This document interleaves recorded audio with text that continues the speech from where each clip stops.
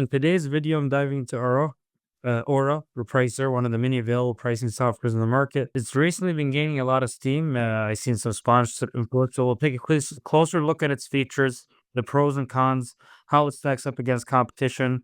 Whether you're just starting or an established seller, I made this video to analyze how Aura matches up to our business.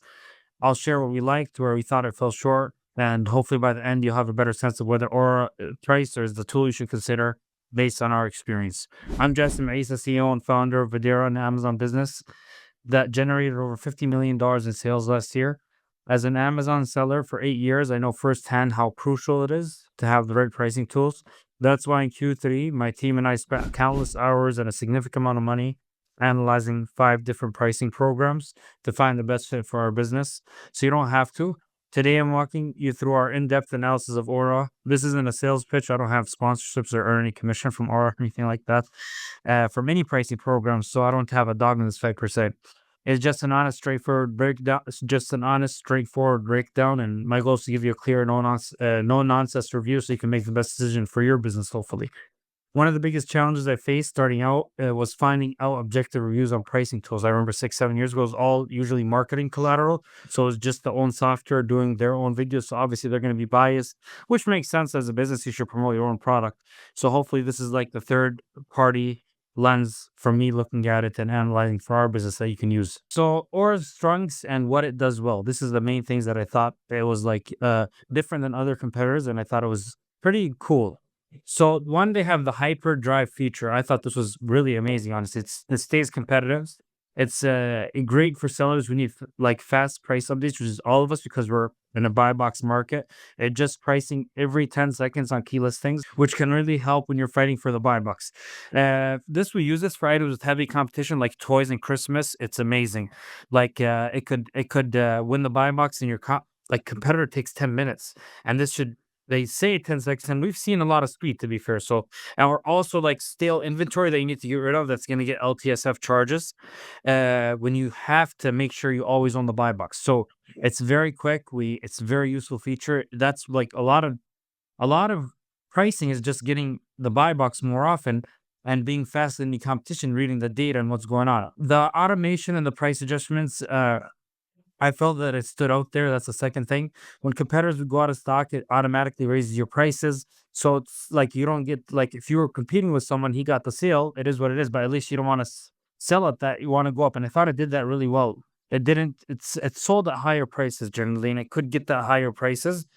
And then finally, the third thing, the biggest thing is like data speed and availability. I thought it could read inventory age really well. Reads when the listing becomes active, reads pending sales, and reports on it. Very, like I said, it's very, very quick with data. So it gets back to you on data really quickly. And I thought that was really important. Even the view of it, I'll talk more about that later.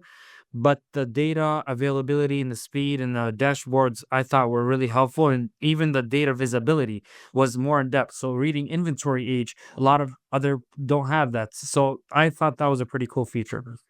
So this is where we caught it fell short, where we didn't like it. So the biggest thing is that it's limited to Amazon.com. And even Amazon.com is just D2C. So it doesn't even do business prices. Also doesn't necessarily look for Canada, Mexico, or eBay or Walmart. It's just Amazon.com. And for some people, that's all they need. For us, we have numerous marketplaces. We also like to sell for businesses.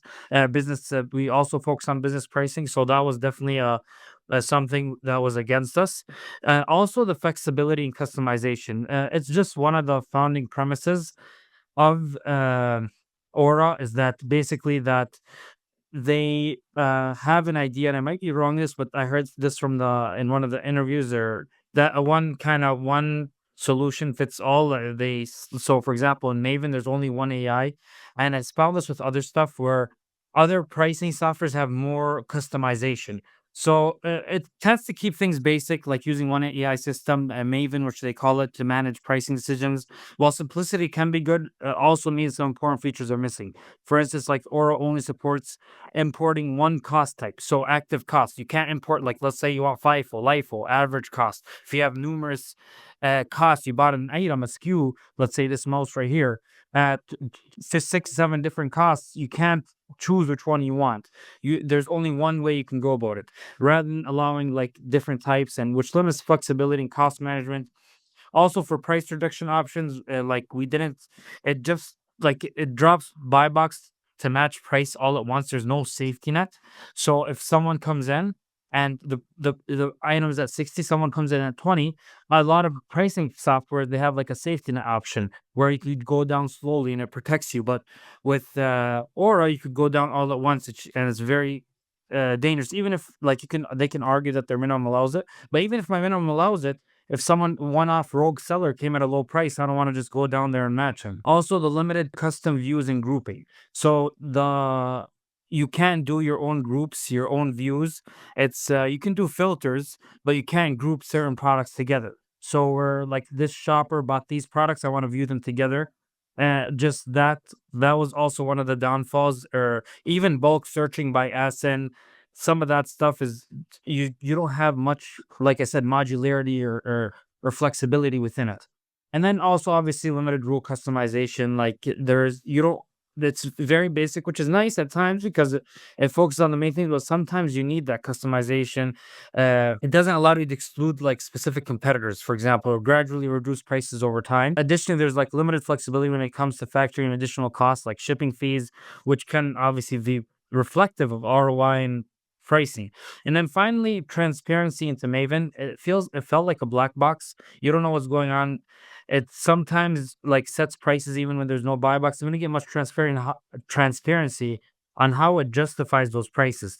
For instance, Maven may decide to lower the price when there are only a few competitors with limited stocks, but holding steady at a higher price might have been the better move, and we don't understand why it chose this, or sometimes it's at a higher price when the buy box is lower. It's like, why is it doing this? I don't get to understand why it's doing this, and that was a little bit frustrating for us. So understanding the logic behind Maven and not being a black box would be helpful. Although we've seen it make smart decisions as well and price higher and fetch higher prices, which when I don't think other pricing softwares would have done so. Where I saw that, or like based on my visualization of it, and obviously being a seller that's started from scratch at $0 in sales, obviously, and being to where we are now, I thought that the Aura Pricer is a very good fit for basically pricing programs that Amazon already always sellers that are starting out.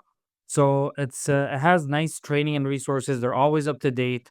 They're dropping they are dropping like videos on their YouTube. They're active on Twitter, so that's good for newer sellers to stay up to date. As startup sellers, they also have a startup pricing program, very honestly affordable, cost effective. They also have nice visibility, nice dashboards. So if you're mainly focused on, and usually newer sellers are mainly focused only on Amazon.com, they don't have much on Mexico, Canada, other marketplaces, uh, uh, and it automates a lot of things. I see it as a great fit for sellers who are like still newer, have a very good affordable startup program, like I said, and nice, very nice UI and UX, user interface, user experience to get the hang of things. You can easily get around the website. You can find things very easily. Strong customer support, responsive. They have office hours, which I thought was really cool. Very active founders. They seem very nice. I like that, and it's worth it. They have a trial program, so just try it out. And always, it's up to date with the latest features. So in case like you're a newer seller, you don't know the latest news, they keep you informed of it. So they know, for example, the small and light fees when they're still no, the low price FBA fees when they're still new, and a lot of people didn't. So if this review helped you get a clear picture of Aura, make sure to check out my other video outlining the primary factors we use to analyze pricing tools. On what basis did we evaluate them? And have a good rest of your day. Thank you.